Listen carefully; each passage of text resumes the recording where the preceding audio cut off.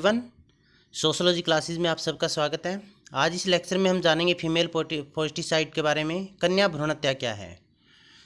कन्या भ्रूण हत्या एक महत्वपूर्ण सामाजिक समस्या है जिस पर सभी बुद्धिजीवियों, समाजशास्त्रियों और समाज के प्रबुद्ध वर्ग का ध्यान अपनी ओर आकर्षित किया है, क्योंकि इस सामाजिक समस्या ने समाज का, प्रकृति का, देश का एक संतुलन बिगाड़ दिया है, जिससे अनेकों सामाजिक समस्याएं पैदा हुई है। इसके बारे में हम विस्तार से जानेंगे। तो इस वीडियो में हम सबसे पहले देखते हैं किन किन टॉपिक्स पर हमारा फोकस रहेगा। फीमेल फोर्टिसाइड्स के मीनिंग, इसके कॉजेज कौन कौन से हैं, consequences of female foeticides, methods of eradicating this social problem और government efforts to eradicate this problems and self assessment. इन विषयों पर हम इसके अंदर डिस्कस करेंगे। तो हम शुरुआत करते हैं meaning of female foeticides. Female का मतलब कन्या, फोर्टिसाइड का मतलब भ्रूण हत्या। अब कन्या भ्रूण हत्या का तात्पर्य क्या हुआ? भ्रूणम किसे कहेंगे? भ्रूणम कहेंगे जो माँ के गर्भ में पल रहा है। फीमेल का मतलब कन्या का भ्रूण है। हत्या का मतलब उसको मार डालना। इसका मतलब लिंग का जन्म से पहले ही माँ के गर्भ की जांच करवा के भी उसके गर्भ में पल रहा बच्चा लड़का या लड़की है, यदि लड़की है तो उसको मार डालना कन्या भ्रूण हत्या कहलाता है। विस्तार से हम जानते हैं इस स्लाइड के अंदर कन्या भ्रूण हत्या के बारे में। संपूर्ण विश्व समाज पुरुष प्रधान मानसिकता वाला समाज रहा है, जो निसंदेह भारतीय समाज भी इसी मानसिकता का पोषक रहा है, या यूं कहें भारत के अंदर भी पुरुष प्रधान मानसिकता रही है।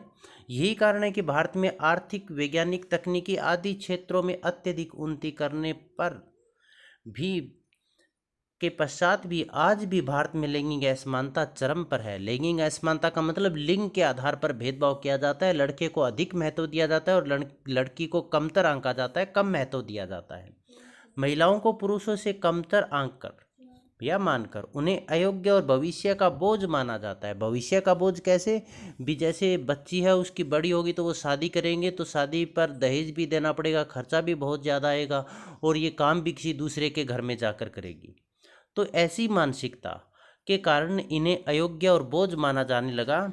इसी महिलाओं की सामाजिक प्रतिष्ठा ने न जाने कितनी कन्याओं को जन्म से पूर्व ही माँ के गर्भ में ही मरवा दिया। इसका मतलब क्या हुआ? इस तरह की मानसिकता, सामाजिक मानसिकता के कारण बहुत सारी कन्याएं जन्म ही नहीं ले पाई। परिणाम स्वरूप भारत में लिंगानुपात निरंतर गिरता रहा तथा परिवार, विवाह जैसी मौलिक सामाजिक संस्थाओं का ढांचा बिगड़ता गया।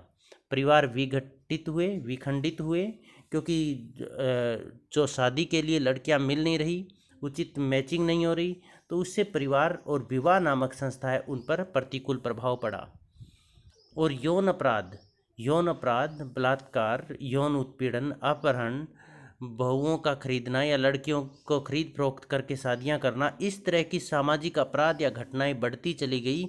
स्वतंत्रता से पूर्व लड़कियों की हत्या जन्म के पश्चात की जाती थी, तो स्वतंत्रता के पश्चात विज्ञान और तकनीकी उन्नति के कारण और इसके दुरुपयोग के कारण लड़कियों की हत्या जन्म से पूर्व ही की जाने लगी।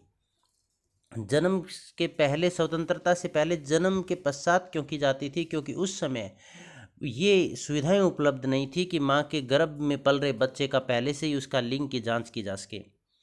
परंतु अल्ट्रासाउंड मशीन जैसी उच्च तकनीकी की सुविधाएं आई तो बच्चे के स्वास्थ्य के बारे में, माँ के स्वास्थ्य के बारे में पता लगाने के लिए थी, परंतु इस वैज्ञानिक उन्नत तकनीकी का दुरुपयोग किया गया।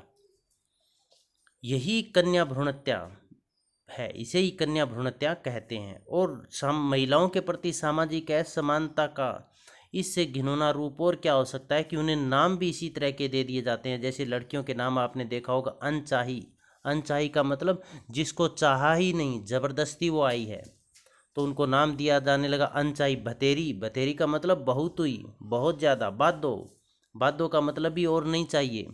संतोष, इतने से ही हमें संतोष है। आदि लड़कियों के नाम समाज में उनके महत्व की कमी कोई दिखाते हैं, उनकी सामाजिक प्रतिष्ठा कोई दिखाते हैं, जबकि इस तरह के नाम किसी पुरुष या लड़के के देखने को नहीं मिलेंगे। कन्या भ्रूण हत्या क्या है?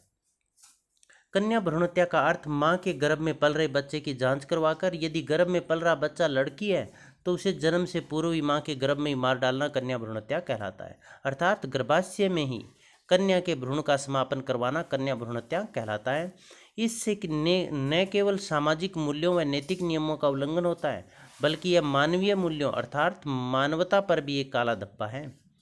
कन्या भ्रूण हत्या उन समाजों में अधिक भयावह सामाजिक समस्या है जहां लड़के का मूल्य या महत्व लड़की की तुलना में अधिक है। जैसे भारत की बात करें, भारत में सदैव से ही पुरुषों का या लड़कों का महत्व लड़कियों से अब बहुत अधिक रहा है। जैसे लड़के जब पैदा होते हैं तो उत्सव मनाए जाते हैं, थाली बजाई जाती है, मिठाइयाँ बांटी जाती है, पार्टियाँ मनाई जाती है, या फिर अन्य किस्म के जो सांस्कृतिक कार्यक्रम भी, कुआं पूजन जैसे सांस्कृतिक कार्यक्रम या गतिविधियाँ भी की जाती है। परंतु जब लड़की पैदा होती है तो इस तरह के किसी तरह के कोई कार्यक्रम, उत्सव, खुशियाँ नहीं मनाई जाती। तो ये सब दिखाते हैं कन्या, भारतीय समाज के अंदर कन्याओं का कितना महत्व है, कन्याओं की वास्तविक स्थिति भारतीय समाज के अंदर क्या है, उसके बारे में दिखाया जाता है। तो ये कन्या भ्रूण हत्या उन समाजों में, इसका मतलब क्या हो, भारतीय समाज। और दूसरा, भारतीय समाजों के अंदर आपने किसी भी जो धार्मिक सीरियल देखोगे आप, उस धार्मिक सीरियल के अंदर भी आपने देखा होगा कि जब भी कोई साधु या महात्मा लड़की को आशीर्वाद देता है तो वो क्या कहता है, पुत्रवती भव। वो महत्व दिखाता है कि पुरुष का क्या स्थान है, लड़के का क्या स्थान है समाज में, और लड़की का क्या स्थान है। किसी भी सीरियल के अंदर आप ये नहीं देखोगे कि जिसमें आशीर्वाद स्वरूप पुत्रवती भव कहा गया हो। इसी तरह से अपने ग्रामीण समाज के अंदर या शहरी समाज के अंदर भी आप देखते होंगे कि जब नई बहू है वो अपनी सास के पाँव छूती है तो सास उन्हें क्या, सिर्फ सास या किसी दूसरी बड़ी महिला के पाँव छूती है तो वो उसे क्या कहती है, भी पुत्रवती भव। महिला होकर पुत्र का वरदान देती है, पुत्र का आशीर्वाद देती है। इसका ये जरूरी नहीं कि उसका आशीर्वाद सही हो या न हो, लेकिन उसकी भावना किसके प्रति है, उसकी भावना लड़के के प्रति है। उसकी भावना का मतलब समाज की भावना। मान सम्मान ज़्यादा किसका है, पुरुष का, लड़कों का मान सम्मान है। और यही मान सम्मान, लड़कों का अधिक मान सम्मान लड़कियों की कन्या भ्रूण हत्या का महत्वपूर्ण कारण रहा है। आगे चलते हैं। भारत में लगभग 30 वर्ष पूर्व भ्रूण परीक्षण पद्धति की शुरुआत हुई जिसका नाम एमिनोसिंथेसिस है। क्वेश्चन ये भी आ सकता है भी भ्रूण हत्या पद्धति, जो परीक्षण पद्धति है उसका नाम क्या है, तो एमिनोसिंथेसिस। इस पद्धति का उद्देश्य गर्भ में शिशु के क्रोमोसोम का पता लगाना, जिससे शिशु के स्वास्थ्य संबंधी वास्तविक जानकारी हासिल करना था। गर्भ में पल रहा शिशु स्वस्थ है या नहीं है, उनका शारीरिक मानसिक स्वास्थ्य किस तरह का है, उस बच्चे का माँ के स्वास्थ्य पर क्या प्रभाव पड़ रहा है, इन सब चीज़ों की जानकारी हासिल करने के लिए बहुत ही उत्तम तकनीकी थी। परंतु यह दुख या विडंबना ही रही कि ना तो माता पिता ने और ना ही डॉक्टरों ने अपने को इस उद्देश्य तक सीमित रखा। भ्रूण के स्वास्थ्य की बजाय उसके लिंग का पता लगाने के लिए इस तकनीकी का दुरुपयोग किया जाने लगा। और यही यदि भ्रूण कन्या का हो तो उसे जन्म से पूर्व ही समाप्त किया जाने लगा। इससे कन्या भ्रूण हत्याओं की संख्या दिन प्रतिदिन बढ़ती गई, लिंगानुपात गिरता गया और समाज में लैंगिक असंतुलन बढ़ता गया, जिसने अनेक सामाजिक समस्याओं जैसे महिलाओं का अवैध व्यापार, यौन उत्पीड़न जैसे विकराल सामाजिक समस्याओं को जन्म दिया। इस दिशा में सरकार द्वारा किए गए प्रयत्न भी इस समस्या में सुधार नहीं कर पाए। कई समाज सुधारकों ने अपने विचारों में बताया कि महिला प्रगति के अभाव में समाज की प्रगति असंभव है। इसका तात्पर्य क्या हुआ? इसका तात्पर्य ये हुआ क्योंकि महिलाएं हैं वो पूरी दुनिया का 50% है। जब वो 50% है, यदि 50% हिस्से को नकार दिया जाए, उनकी प्रगति पर ध्यान नहीं दिया जाए, तो समाज की प्रगति कैसे संभव है? कार्ल मार्क्स ने बहुत अच्छी बात कही कि किसी काल में समाज की प्रगति को जानना हो तो उस काल विशेष में महिलाओं की स्थिति पर नज़र डालो। यदि महिलाओं की स्थिति उत्तम है तो इसका मतलब उस काल में समाज की प्रगति भी उन्नत रही है, उत्तम रही है। और यदि महिलाओं की स्थिति निम्न है तो उस काल में समाज की प्रगति भी निसंदेह निम्न रही है। तो इसी दृष्टिकोण से कार्ल मार्क्स के नज़रिए से यदि भारतीय समाज का मूल्यांकन किया जाए तो भारतीय समाज की स्थिति तो बहुत ही संकटपूर्ण और डरावनी और दयनीय है। एक अनुमान के अनुसार प्रत्येक छठी कन्या को जन्म लेने से पहले ही गर्भ में मार दिया जाता है। एक और गैर सरकारी सर्वेक्षण के अनुसार प्रतिवर्ष भारत में लगभग 1 करोड़ लड़कियां पैदा होती है, जिनमें से 20 लाख को तो जन्म से पूर्व ही मार दिया जाता है। और इसके अलावा भारत में कन्याओं पर, महिलाओं पर न जाने कितने अत्याचार सामने आते हैं और कितने अत्याचार इतिहास में छिप गए हैं या छिप जाते हैं। तो ये इस वास्तविक स्थिति के आधार पर यदि हम सोचें, मूल्यांकन करें, तो हमने कितनी सामाजिक प्रगति हासिल की है, हम ये सोच सकते हैं। भ्रूण हत्या समापन के प्रावधान, इसका तात्पर्य गवर्नमेंट ने कुछ नियम निर्धारित किए हैं भी कन्या भ्रूण को किस स्थिति में समाप्त किया जा सकता है, किस अवस्था में कन्या के भ्रूण को गिराया जा सकता है या उसको समाप्त किया जा सकता है, कानूनी घोषित किया गया है। तो ये national medical pregnancy termination act, जिसे एमटीपी भी कहा गया 1971 में, इसमें गवर्नमेंट ने प्रावधान किए कि यदि ऐसी स्थिति, गर्भ में पल रहा बच्चा है, इस स्थिति में है कि उस बच्चे के जन्म से माँ को भी खतरा है और बच्चे को भी खतरा है, मतलब बच्चा जरूरी नहीं स्वस्थ पैदा होगा, वो मृत भी पैदा हो सकता है और वो उसके जीवन से माँ को भी खतरा है।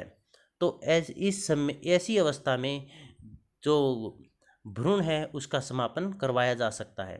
शारीरिक या मानसिक विकलांगता के कारण ऐसा लगे कि जो बच्चा माँ के गर्भ में पल रहा बच्चा है वो पैदा होगा तो उससे बहुत भयानक शारीरिक या मानसिक विकलांगता होगी, ऐसी स्थिति में भी बच्चे के गर्भ को समाप्त करवाया जा माँ के गर्भ में भ्रूण को समाप्त करवाया जा सकता है।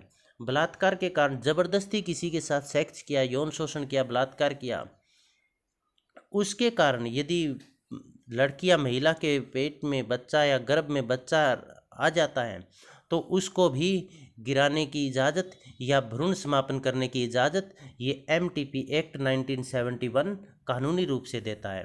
18 वर्ष से कम अविवाहित महिला के भ्रूण का समापन, यदि लड़की की शादी 18 साल से लड़की की आयु 18 वर्ष से कम है और वो अविवाहित है तो भी वो जो भ्रूण है उसका समापन करवाया जा सकता है। इसके साथ साथ यदि 18 वर्ष से अधिक आयु की लड़की है और वो पागल है या फिर वो इस कंडीशन में नहीं, शुद्ध अवस्था के अंदर नहीं है, मतलब बेसुध है, तो उस अवस्था में उसके माँ बाप या उसके पति की अनुमति से जो गर्भ का समापन, भ्रूण का समापन करवाया जा सकता है।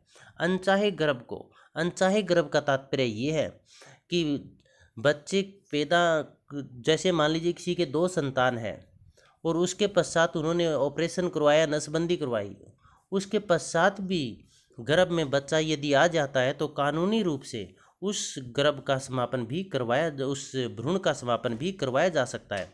परंतु आपने इसमें जो एमपीटी एक्ट 1971 है, इसमें एक बात नोट की कि जो भ्रूण है उसका समापन करने का तो प्रावधान ये करता है, लेकिन इसमें कहीं भी कन्या या पुरुष भ्रूण का जिक्र नहीं है। इसका मतलब इन अवस्थाओं में भ्रूण का समापन कानूनी रूप से करवाया जा सकता है।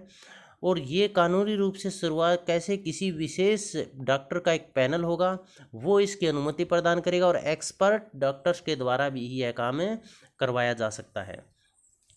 इसके अलावा किसी भी तरीके से यदि भ्रूण का समापन करवाया जाता है तो वो कानूनी रूप से स्वीकार्य नहीं है, वो गैरकानूनी है। तो ये कुछ प्रावधान थे जिसके अंदर 1971 है वो ये बताता है कि किस अवस्थाओं में भ्रूण का समापन करवाया जा सकता है, जो कि गैरकानून नहीं होगा। लेकिन यहाँ पर ध्यान रखने वाली बात ये सब जो स्थितियाँ हैं ये केवल 12 सप्ताह का भ्रूण है तब तक ही ये करवाया जा सकता है। यदि उससे अधिक आयु समय का भ्रूण हो गया है तो फिर ये प्रावधान भी वहाँ पर काम नहीं करते हैं, क्योंकि उससे माँ को या लड़की के मृत्यु की संभावना या उसको किसी तरह के नुकसान होने की संभावनाएं बढ़ जाती है। इसके कॉजेज ऑफ फीमेल फोएटिसाइड, कन्या भ्रूण हत्या के कारण क्या क्या है, इनके बारे में हम चर्चा करते हैं। तो देखिए, पहला है पुरुषवादी मेंटलिटी। जो भारतीय समाज में कन्या भ्रूण हत्या है, ये जो इसका मुख्य कारण है वो पुरुषवादी मेंटलिटी का होना है। पुरुषवादी मेंटलिटी का मतलब ये हुआ कि प्रत्येक जो भारतीय समाज है वो उत्तराधिकारी पुरुष को मानता है, लड़के को मानता है, और जो बहुत सारे संस्कार हैं जैसे पितृ ऋण आदि के संस्कार है वो संस्कार भी पुरुष या लड़के के द्वारा संपन्न किए जाते हैं। संपत्ति का अधिकारी पुरुष को माना गया है और इसीलिए पुरुष की या लड़के की सामाजिक प्रतिष्ठा अधिक होने के कारण लड़के की चाह अधिक होती है और लड़की की चाह न के बराबर होती है, उसकी इच्छा न के बराबर होती है, और यह मुख्य कारण रहा फीमेल फोएटिसाइड या कन्या भ्रूण हत्या का। सुरक्षा की शंका, एक ये सबसे महत्वपूर्ण कारण ये भी रहा, प्रोटेक्टिव डाउट, कि लड़की पैदा हो गई ठीक, पैदा होने के पश्चात सामाजिक सुरक्षा की गारंटी नहीं है, क्योंकि समाज का दृष्टिकोण लड़कियों के प्रति नकारात्मक है। जगह जगह घटनाएं, दामिनी जैसी घटनाएं बहुत सारी देखने को मिलती है। बसों में छेड़छाड़, लड़की के ऊपर चलती, इधर उधर जाती या कहीं अपने कार्य के लिए जाती हुई लड़की पर तेजाब डालना, उनको मार डालना या शादी के लिए प्रेशराइज करना, इस तरह की घटनाएं बहुत देखने को मिलती है। तो ये सुरक्षा की शंका एक दिमाग में रहती है प्रत्येक पेरेंट्स के, प्रत्येक माता पिता के, और यही भी एक मुख्य कारण है कन्या भ्रूण हत्या का। इसीलिए प्रत्येक दंपति ये चाहता है, या बहुत सारे लोग ये चाहते हैं कि उनकी लड़की पैदा हो ही ना, ताकि इस तरह की किसी तरह की दिक्कतों का सामना नहीं करना पड़ेगा। इसीलिए इसी कारण से बहुत सारे लड़के कन्या भ्रूण जांच करवा के, यदि कन्या भ्रूण है तो उसको जन्म से पूर्व ही समाप्त करवा देते हैं। मैरिज एंड डाउरी, विवाह और दहेज। विवाह धार्मिक संस्कार है, चाहे वो कोई भी समाज रहा हो, हिंदू मुस्लिम सिख ईसाई, उस सभी में एक धार्मिक संस्कार माना गया, और ये माता पिता का उत्तरदायित्व है कि लड़की का विवाह करे, बच्चों का विवाह करे। परंतु दहेज प्रथा है ये, जब लड़की की शादी, लड़की पैदा हुई घर में, लड़की पैदा होती ही एक चिंता होने लगती है माँ बाप को भी, इसकी शादी भी करनी पड़ेगी, और जब शादी करेंगे दहेज देना पड़ेगा, और जितना अच्छा मैच देखेंगे, जितना बराबरी का लड़का देखेंगे, उतना ही अधिक दहेज देना पड़ेगा। और इसी दहेज दे के कारण वो जो दंपति है वो चाहते नहीं कि उनके घर में लड़की पैदा हो, और वो लिंग जांच करवा के उनको पहले ही जन्म से पूर्व ही मरवा देते हैं। तो विवाह और दहेज है, ये भी एक मुख्य कारण है कन्या भ्रूण हत्या का। परिवार में पुत्र का महत्व, इम्पोर्टेंस ऑप्शन, परिवार में पुत्र का महत्व अधिक है। प्रत्येक ये चाहता है कि पहला संतान है वो लड़का हो, और केवल लड़के ही हों, लड़कियां हो ही ना, क्योंकि पुत्र का महत्व है। और इसी, जैसे हमने आपको पहले बताया था, समाज के अंदर पुत्र की सामाजिक प्रतिष्ठा अधिक है। इसीलिए तो जब लड़का पैदा होता है बधाइयाँ दी जाती है, मिठाइयाँ बांटी जाती है, पार्टियाँ की जाती है, अलग अलग तरह के उत्सव और धार्मिक संस्कार किए जाते हैं। और इस पुत्र के महत्व ने पुत्री के महत्व को कम कर दिया, और यही लड़की या पुत्री का महत्व कम होना उसी की कन्या भ्रूण हत्या का कारण बना। शिक्षा का अभाव, लेक ऑफ एजुकेशन, शिक्षा का अभाव भी कन्या भ्रूण हत्या का मुख्य कारण है। विशेषकर ग्रामीण क्षेत्रों में जहाँ पर महिलाएं पढ़ी लिखी नहीं हैं, पुरुषों में भी शिक्षा दर कम है, वहाँ पर कन्या भ्रूण हत्या की घटनाएं ज़्यादा घटित हो रही है, क्योंकि उन्हें इस बात का पता नहीं है भी इससे समाज पर क्या प्रभाव पड़ेगा, इससे जो माँ के ऊपर, माँ के स्वास्थ्य पर क्या प्रभाव पड़ेगा, क्योंकि बार बार गर्भपात करवाने से या कन्या भ्रूण हत्या करवाने से इससे माँ के जीवन को भी खतरा रहता है। और इसके लिए कौन कौन से दंड के प्रावधान हैं, उनसे उनको किस तरह की सज़ा हो सकती है, इन चीज़ों से शिक्षा के अभाव के कारण वो अवेयर नहीं है, जागरूक नहीं है। इसी कारणवश वो कन्या भ्रूण हत्या को अंजाम दे रहे हैं। जन जागृति का अभाव, लेक ऑफ अवेयरनेस, एक कन्या भ्रूण हत्या का मुख्य कारण जन जागृति का अभाव भी रहा। गवर्नमेंट इसके लिए बहुत सारी योजनाएं चला रही है। गवर्नमेंट कन्याओं को प्रमोट करने के लिए, उनके लिए स्वास्थ्य संबंधी अलग अलग योजनाएं चला रही है, उनके विवाह संबंधी योजनाएं चला रही है, जैसे लाडली योजना वगैरह हो गई, जिसमें सुविधाएं दी जाती है कन्याओं को। कन्या की पढ़ाई का खर्चा भी गवर्नमेंट उठा रही है, उनको निःशुल्क पढ़ाई का खर्चा है। हरियाणा जैसे राज्य में यातायात की सुविधाएं सरकार के द्वारा फ्री की गई है। तो इन सब सुविधाओं का लोगों को पूरा ज्ञान नहीं है, जन जागृति का अभाव है। तो इसी कारण लोग है वो कन्या भ्रूण हत्या करने से बाज नहीं आ रहे हैं। अल्ट्रासाउंड की सुविधा, फैसिलिटीज ऑफ अल्ट्रासाउंड, जैसे यदि आप पता लगाने का कोई जरिया ही न हो कि माँ के गर्भ में पल रहा बच्चा लड़का या लड़की है, तो फिर मरवाएंगे कैसे, हत्या कैसे करेंगे। तो इनका पता अल्ट्रासाउंड के माध्यम से लगता है। अल्ट्रासाउंड का तकनीकी का विकास तो किया गया था माँ के गर्भ में पल रहे शिशु के स्वास्थ्य का पता लगाने के लिए, लेकिन इसका प्रयोग किया जाने लगा लिंग जांच करने के लिए। तो अल्ट्रासाउंड की सुविधा है वो कन्या भ्रूण हत्या का मुख्य कारण रही है। हालांकि 1994 के अंदर अल्ट्रासाउंड को लिंग जांच के लिए पूर्णतः प्रतिबंधित कर दिया गया, परंतु कुछ लालची डॉक्टरों के द्वारा या पेरेंट्स के द्वारा प्रलोभन दिए जाने के कारण यह कार्य यथावत जारी है। सख्त नियमों व कानूनों का अभाव, एक इसके अंदर जो कन्या भ्रूण हत्या फैलने या जारी रहने का एक कारण ये भी है कि lack of hard and fast rule नहीं है। इसमें कन्या भ्रूण हत्या है तो इस पर हत्या का ही मुकदमा चलना चाहिए, और उसी के अनुसार उसको सज़ा होनी चाहिए। यदि सख्त सज़ा होंगे, नियम सख्त बनाए जाएंगे, एक बार पकड़े जाने पर डॉक्टर या जो भी नर्स इस कार्य में संलिप्त पाए जाते हैं उनका लाइसेंस टर्मिनेट कर दिया जाए, उनकी सारी संपत्ति जब्त कर ली जाए, उनको सरकारी सुविधाओं से वंचित कर दिया जाए।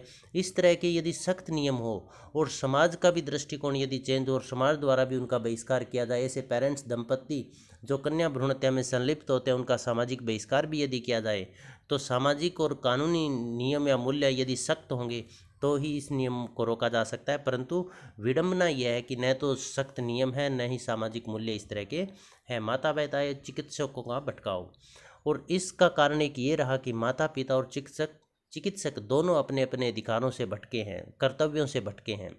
चिकित्सक या डॉक्टर्स का कर्तव्य है अब जो पेशेंट है या जो व्यक्ति है उसकी जान बचाना है, न कि जान छीनना है। और माता पिता का कर्तव्य है संतान पैदा करना है, न कि उनकी जान लेना है, उनको मारना है। तो माता पिता व चिकित्सक दोनों ही अपने अपने रास्ते अपने अपने अधिकार कर्तव्यों से भटके हैं और इसके परिणाम स्वरूप परिणाम भुगतना पड़ा कन्याओं को अपनी जान गंवाकर। समाज में महिलाओं का निम्न स्थान, lowest position of women in society.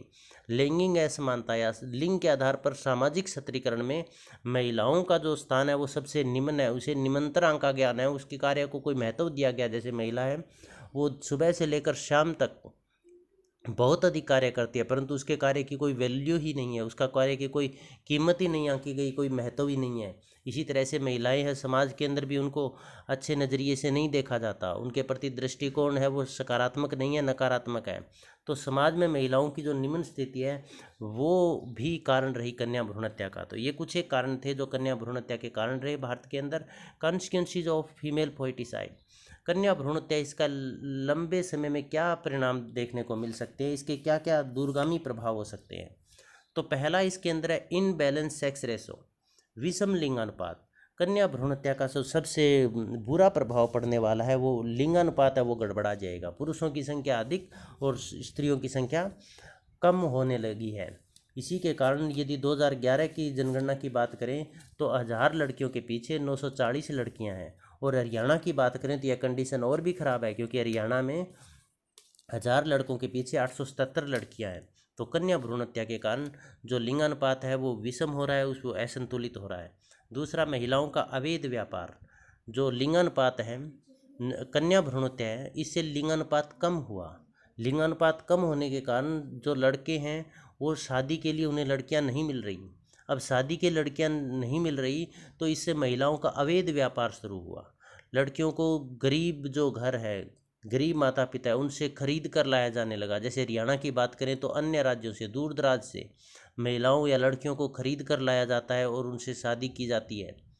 और ऐसी महिलाएं जो खरीद कर ले आएगी, फिर उनका न तो माँ बाप है, न भाई बहन है, न कोई मायका रहा, उन्हें उसी कंडीशन में, वो चाहे कैसे ही कंडीशन हो, कितनी प्रताड़ना हो, कितनी मारपीट हो, कितनी अत्याचार हो, सहन करना पड़ता है। तो इससे विषम लिंगानुपात आने के कारण कन्या भ्रूण हत्या में महिला ही सफ़र कर रही है, पीड़ित महिला ही है। और इसके जो दूरगामी परिणाम निकल रहे हैं, जो दुष्प्रभाव पड़ रहे हैं, उसमें ही महिलाएं ही सफ़र कर रही है, महिला ही पीड़ित है। बलात्कार व यौन शोषण की घटनाएं, देखिए शारीरिक इच्छा या यौन इच्छा है, ये एक प्राकृतिक इच्छा है और सभी व्यक्ति इस इच्छा को की तृप्ति करना चाहते हैं, इस इच्छा को पूरा करना चाहते हैं। परंतु जब लड़कियों की संख्या कम है और भारतीय समाज के अंदर इस इच्छा को पूरी करने का एक कानूनी या लीगल जो माध्यम है वो विवाह है, परंतु लड़कियों की संख्या कम होने के कारण सभी लड़के शादी नहीं कर पाते, तो ये अपनी इस इच्छा की प्राप्ति गैर कानूनी तरीकों से करने की कोशिश करते हैं, जैसे यौन शोषण, बलात्कार, ज़बरदस्ती सेक्स करना। तो इससे विभिन्न सामाजिक घटनाएं जैसे बलात्कार, यौन शोषण, छेड़छाड़ आदि सामाजिक घटनाओं में बहुत ज़्यादा वृद्धि हुई है। महिलाओं की संख्या में गिरावट, फीमेल पॉपुलेशन डिक्लाइनिंग। जो कन्या भ्रूण हत्या है, इससे क्या होता है कि कन्याओं को जन्म से पूर्व ही मार दिया जाता है। तो इससे कन्याओं की संख्या दिन प्रतिदिन घटती जा रही है और पुरुषों की संख्या है वो दिन प्रतिदिन अधिक होती जा रही है, उनकी संख्या निरंतर है वो बढ़ती जा रही है। तो इससे परिणाम क्या हो, इसके परिणाम क्या होंगे? इसके परिणाम धीरे धीरे करके दुनिया की ओवरऑल पॉपुलेशन भी कम होगी। कम क्यों होगी? क्योंकि इससे शादी नहीं होगी, शादी नहीं होगी तो बच्चे कहाँ से पैदा होंगे? तो महिलाओं की संख्या में भी गिरावट आएगी और पुरुषों की संख्या में भी गिरावट आएगी, क्योंकि लड़के पैदा होना या लड़की पैदा होना ये प्राकृतिक है, और जब इसके साथ छेड़छाड़ की जाएगी, प्रकृति के साथ छेड़छाड़ की जाएगी, तो उसके दुष्परिणाम भी भुगतने पड़ेंगे या दुष्परिणाम भी देखने को मिलेंगे। नियमहीनता की स्थिति, सिचुएशन ऑफ एनोमी, इससे नियमहीनता की स्थिति आएगी। इससे जो इसके दो कारण होंगे। देखिए, जब पहले कन्या भ्रूण हत्या की जाती है तो वो सामाजिक नियमों के विरुद्ध है, वो नैतिक नियमों के विरुद्ध है, वो कानूनी नियमों के विरुद्ध है, क्योंकि न तो सामाजिक न नैतिक न कानून ये कहता है कि कन्या भ्रूण हत्या कीजिए या भ्रूण है उसको जन्म से पूर्व ही समाप्त कीजिए। नियमहीनता का मतलब नियमों को तोड़ना। तो एक तो उस अवस्था में नियमहीनता हुई। दूसरी, जब समाज के अंदर लड़के और लड़कियों की संख्या गड़बड़ा जाएगी, लड़कों की संख्या अधिक हो जाएगी, लड़कियों की संख्या कम हो जाएगी, तो नियमानुसार लोग अपनी इच्छाओं या आवश्यकताओं की, विशेषकर शारीरिक आवश्यकताओं की पूर्ति नहीं कर पाएंगे। और जब वो शारीरिक आवश्यकताओं की पूर्ति नहीं कर पाएंगे तो वो नियमों को तोड़ेंगे, वो ज़बरदस्ती इच्छाओं की पूर्ति करने की कोशिश करेंगे, वेश्यालय खुलेंगे जिससे महिलाओं इस पर पीड़ित होंगी, और इससे महिलाओं पर अत्याचार, छेड़छाड़, बलात्कार जैसी घटनाएं हैं वो बढ़ेगी। देश की अर्थव्यवस्था पर प्रभाव, देश की अर्थव्यवस्था पर भी इसमें एडवर्स या बुरा प्रभाव पड़ेगा, गरीबी बढ़ेगी। क्योंकि जब देश का विकास कब होगा, जब पुरुष और महिला संतुष्ट होकर एक दूसरे के सहयोग से अपनी पूरी क्षमता से के साथ कार्य करें, तब देश का विकास होता है और उनकी आमदनी में भी बढ़ोतरी होती है। परंतु जब लिंगानुपात गड़बड़ाने से देश में असंतुलन पैदा होता है और देश के अंदर विभिन्न सामाजिक समस्याएं पैदा होती है। विभिन्न सामाजिक समस्याएं जैसे यौन शोषण, छेड़छाड़ में बेतहाशा वृद्धि होती है, जिससे महिलाओं की प्रतिष्ठा है वो गिर जाती है, उनकी प्रतिष्ठा जो है वो निरंतर गिरती चली जाती है। इससे वो अपना संपूर्ण योगदान नहीं दे पाती और गरीबी बढ़ती जाती है और देश की अर्थव्यवस्था पर भी इसका पूरा प्रतिकूल प्रभाव पड़ता है। इसके पश्चात हम मेथड्स ऑफ इरेडिकेटिंग फीमेल फोर्टिसाइड, जो कन्या भ्रूण हत्या उसको हम कैसे रोक सकते हैं। तो इसमें पहला है जन जागृति करके। जन जागृति का तात्पर्य युवा भी लोगों को अधिक से अधिक जागरूक किया जाए और उन्हें बताया जाए भी लड़का और लड़की दोनों समान है, दोनों में कोई फर्क नहीं है, ये मात्र एक जैविकीय है, जैविकीय तथ्य है, इसके आधार पर भेदभाव नहीं करना चाहिए। और यदि लड़कियां नहीं होंगी तो बहू कहाँ से लेकर आएंगे। तो इस तरह से लोगों में जन जागृति करनी चाहिए। स्टिंग ऑपरेशन हो भी रहे हैं, और भी अधिक तेज करने चाहिए। जो भी संस्थाएं, जो भी व्यक्ति, जो भी नर्स, जो भी डॉक्टर्स, जो भी पेरेंट्स कन्या भ्रूण हत्या में शामिल है या वो ऐसा काम करवा रहे हैं, उनका स्टिंग ऑपरेशन करके उन पर सख्त से सख्त कार्रवाई करनी चाहिए।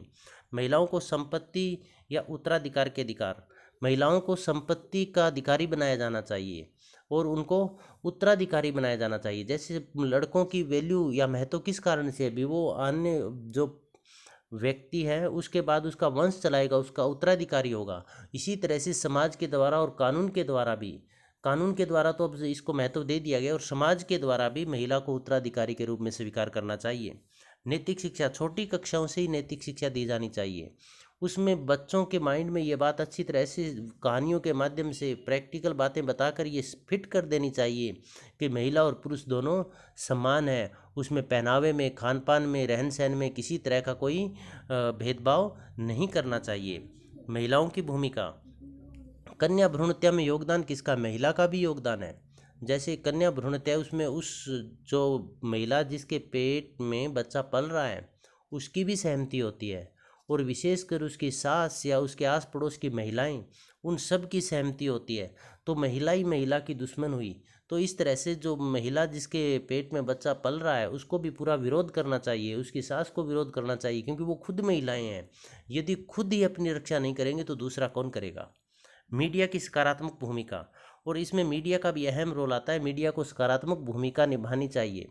जो भी कन्याएं हैं, कन्या भ्रूण हत्या को अंजाम देते हैं, उनको मतलब समाज के सामने एक राक्षस, दैत्य या ऐमानों की तरह उनको प्रस्तुत करना चाहिए। और इसके अलावा नुक्कड़ नाटिकाएं, नाटक, छोटे छोटे नाटक, स्पीच आदि के माध्यम से मीडिया को लोगों के अंदर जन जागृति का कार्य करना चाहिए। नियम और कानून सख्त होने चाहिए, इतने सख्त होने चाहिए कि एक घिनौना अपराध करने से पूर्व व्यक्ति सोचे जरूर। और तुरंत न्याय मिलना चाहिए। महिलाओं की सुरक्षा सुनिश्चित होना चाहिए, समाज के अंदर महिलाओं की सुरक्षा सुनिश्चित होनी चाहिए, क्योंकि सुरक्षा की आशंका के कारण भी व्यक्ति है वो अपने घर में कन्या को नहीं चाहते, क्योंकि पता नहीं जब बच्ची बड़ी होगी, बड़ी क्या 6 6 महीने 8 महीने 10 साल 11 साल की बच्चियों के साथ हम सुनते हैं भी अपीय घटनाएं होते हुए। तो इस डर के कारण कन्या भ्रूण हत्या की जाती है। तो लोगों के अंदर ये डर निकालना होगा और इसमें समाज को और सरकार को अहम भूमिका निभानी होगी। जब महिलाओं की सुरक्षा सुनिश्चित होगी तो निसंदेह कन्या भ्रूण हत्या में कमी आएगी। दहेज प्रथा को पूरी तरह से बंद कर देना चाहिए, इसके और दहेज देने वालों को कड़ा दंड देना चाहिए। हालांकि कानूनी रूप से तो ये बना हुआ है, लेकिन उस कागज़ों से निकाल कर उसको व्यवहार में भी लागू करना चाहिए और किसी भी हालत में दहेज स्वीकार्य नहीं होना चाहिए। और इसमें विवाह जो प्रक्रिया की जाती है, जिसमें बहुत सारे लोगों को इकट्ठा किया जाता है, और इस तरह से ये जो चीज़ें, इन पर भी यदि पाबंदी लगा दी जाए तो भी दहेज प्रथा कम हो सकती है। तो दहेज प्रथा को पूर्णतः बंद करके कन्या भ्रूण हत्या को रोका जा सकता है। महिला सशक्तिकरण कन्या भ्रूण हत्या को रोकने में महत्वपूर्ण भूमिका निभा सकता है, क्योंकि इसमें महिलाएं अपने अधिकारों के प्रति जागरूक होगी, उसे पुरुष के बराबर सामाजिक प्रतिष्ठा मिलेगी, वो अबला से सबला बनेगी और उसके अधिकार और कर्तव्य पुरुषों के बराबर होंगे। तो इससे महिलाएं अपने हकों के प्रति जागृत होगी, तो वो कन्या भ्रूण हत्या का जरूर विरोध करेंगी। माता पिता व समाज की भूमिका। माता पिता को कन्या भ्रूण हत्या करने से पहले एक बार जरूर सोचना चाहिए कि जब केवल लड़के लड़के होंगे तो आगे वंश कैसे चलेगा, कैसे बहू लेकर आएंगे, और ये बच्ची है, ये भी तो हमारा ही खून है, हम इसके क्यों मारें। तो इस तरह से इसका माता पिता को अपना नज़रिया बदलना होगा और समाज का महिलाओं के प्रति जो नकारात्मक दृष्टिकोण है वो सकारात्मक करके उसे पुरुषों के बराबर का या एक सहयोगी पार्टनर के रूप में स्वीकार करना होगा। शिक्षा का प्रचार प्रसार करना होगा, नियमों के बारे में, कन्या भ्रूण हत्या से पड़ने वाले दुष्प्रभावों के बारे में समाज को जागृत करना होगा। और ये कार्य केवल शिक्षा ही कर सकती है। लैंगिक असमानता को दूर करके लैंगिक समानता को बढ़ावा देना होगा, जिसमें लिंग के आधार पर किसी तरह से कोई भेदभाव न हो। और जब लिंग के आधार पर किसी तरह से सामाजिक, आर्थिक, सांस्कृतिक, राजनीतिक भेदभाव नहीं होगा तो निसंदेह कन्या भ्रूण हत्या पर रोक लगेगी। Government efforts of eradicating female foeticides. सरकार ने इस पर क्या क्या कार्य किए हैं उसके बारे में जान लेते हैं। फीमेल फोर्टिसाइड को रोकने के लिए तो पहला है गर्भस्थ शिशु एवं जन्म पूर्व निदान पर विधि नियमन व रोकथाम अधिनियम 2004। तो ये 2004 अधिनियम की जो लाया गया, इस अधिनियम के तहत कन्या भ्रूण हत्या है उसके लिंग पहचान करने पर पूर्णतः प्रतिबंध लगाया गया। 1994 में भी अल्ट्रासाउंड उपयोग को पूरी तरह से, देखिए 2004 में लिंग जांच करना पूर्णतः प्रतिबंध कर दिया गया, और 1994 में भी अल्ट्रासाउंड के उपयोग को लिंग जांचने के लिए इसका उपयोग को भी पूरी तरह से प्रतिबंधित कर दिया गया, गैरकानूनी घोषित कर दिया गया। इसके अलावा national medical pregnancy terminate act MPT 1971 के बारे में हमने बताया था आपको, बीच में कुछ विशेष अवस्थाओं में लिंग समापन की अनुमति दी गई। कन्या भ्रूण हत्या निषेध कानून द्वारा इसे प्रतिबंध, कन्या भ्रूण हत्या निषेध अधिनियम बनाकर इसे न केवल प्रतिबंधित किया गया बल्कि इसे दंडात्मक भी कर दिया गया। दंडात्मक करने का तात्पर्य ये है कि गर्भ में लिंग की जांच करवाना गैरकानूनी घोषित कर दिया गया या अपराध घोषित कर दिया गया। इस कानून का उल्लंघन करने वाले डॉक्टर अथवा व्यक्ति, चाहे वो पुरुष हो चाहे महिला हो, 50,000 रुपये तक के दंड की व्यवस्था की गई और 3 साल के कारावास की इसके अंदर प्रावधान किया गया। और वही व्यक्ति यदि दूसरी बार ऐसा करता है, इस नियम का उल्लंघन करता हुआ मिल जाए, वो व्यक्ति दोबारा कन्या भ्रूण हत्या करते मिल जाए, तो उनको 50,000 से उनका जुर्माना बढ़ाकर 1,00,000 रुपये और साथ में 5 साल तक के कठोर कारावास की प्रावधान इसमें किया गया है। इसके साथ साथ गर्भवती महिला को लिंग परीक्षण के लिए कोई बाध्य करता है या गर्भपात के लिए उसको कोई बाध्य करता है, चाहे वो कोई पुरुष हो चाहे महिला हो, तो उसको भी दंड देने का प्रावधान इसके अंदर सरकार के द्वारा किया गया है। महिलाओं को या जो लड़कियां हैं उनको बराबर का हक दिलाने के लिए, सामाजिक प्रतिष्ठा ऊंची करने के लिए सरकार के द्वारा बालिका वर्ष और बालिका दिवस भी मनाने की शुरुआत की गई। और लड़कियां को व्यक्ति आर्थिक बोझ न समझे, समाज उनको आर्थिक बोझ न समझे, इसके लिए लाडली योजना की शुरुआत की गई, जिसमें शादी के समय आर्थिक मदद का प्रावधान किया गया। और इसके साथ साथ सरकार ने बेटी बचाओ बेटी पढ़ाओ एक बहुत बेहतरीन योजना की शुरुआत की गई, जिसके तहत बेटी बचाओ का मतलब जिसमें किसी भी लड़की का जन्म से पूर्व उसकी हत्या न की जाए, मतलब कन्या भ्रूण हत्या न की जाए, और जो बेटियां पैदा हुई है उन बेटियों को शिक्षा से वंचित न किया जाए, उनको पढ़ाने के लिए और उनको बचाने के लिए एक अभियान चलाया गया, जिसे एक आंदोलन का रूप भी दे दिया गया। हिंदू उत्तराधिकारी अधिनियम संशोधन अधिनियम 2005, जिसमें महिलाओं को उत्तराधिकार और संपत्ति के अधिकार दिए गए। इन सब से महिलाओं की जो सामाजिक प्रतिष्ठा है उसमें कुछ सुधार तो हुआ, परंतु सरकार के द्वारा ये किए गए प्रयास, बनाए गए अधिनियम कानून नाकाफ़ी साबित हुए, क्योंकि कन्या भ्रूण हत्या आज भी बदसूरत जारी है, क्योंकि समाज के द्वारा अभी तक इसको पूरी तरह से जन जागृति नहीं फैल पाई। गवर्नमेंट है वो ग्रामीण क्षेत्र में अपनी बात पहुंचाने में कहीं न कहीं अभी तक असफल रही है, और जन जागरूकता के अभाव के कारण न जाने कितनी महिलाएं आज भी इसकी भेंट, कन्या भ्रूण हत्या की भेंट चढ़ रही है। सेल्फ असेसमेंट सेशन में हम करते हैं, उसके लिए हम सबके लिए आप सबके लिए एक संदेश होगा जो आप जरूर देखिएगा। कन्या भ्रूण हत्या फीमेल पोर्टिसाइड क्या है, 2 नंबर का क्वेश्चन। कन्या भ्रूण हत्या रोकने के लिए सरकार की पहल बताएं, कोई एक या दो बता दीजिएगा। कन्या भ्रूण हत्या क्या है, कन्या भ्रूण हत्या के कारणों की बताएं, 16 नंबर का क्वेश्चन। या कन्या भ्रूण हत्या के कोई 2 कारण बताएं, तो इसमें 16 नंबर का क्वेश्चन आ सकता है। कन्या भ्रूण हत्या का अर्थ बताते हुए इसके दूरगामी परिणामों, इसके परिणाम क्या रहेंगे और उनके रोकने के क्या उपाय हैं, इस तरह का क्वेश्चन भी आ सकता है। और सीधा क्वेश्चन भी आ सकता है, कन्या भ्रूण हत्या पर एक नोट लिखें, तो फिर आपको इसमें सारी बातें, क्या कारण है, इसका क्या अर्थ होता है, रोकने के क्या उपाय है, सरकार ने क्या प्रयत्न किए, ये सारी बातें इसमें आपको लिखनी है। या कन्या भ्रूण हत्या एक जघन्य कुकृत्य है, इस विषय पर एक निबंध लिखें, तो ये 16 नंबर का क्वेश्चन आ सकता है। आप सबके लिए एक संदेश। आप सबका बहुत बहुत धन्यवाद।